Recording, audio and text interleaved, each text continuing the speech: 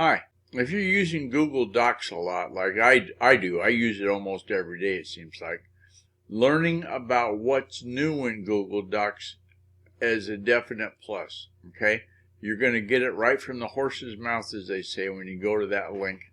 I've got it in the show notes if you go to the GuyRCookReport.podbean.com. That's the resource there that'll have you the link right to the knowledge base for answers about Google Docs right from Google. I want to thank all the time that you've devoted to this episode of the Guy R. Cook Report. I hope that link helps you out in some way. Thanks to the patrons that support this effort. It's a wrap. And this is how you get in touch with yours truly, Guy R. Cook.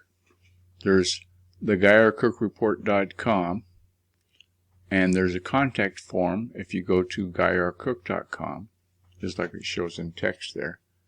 Or you can call my new cell phone number, 509-200-1429. I look forward to talking to you.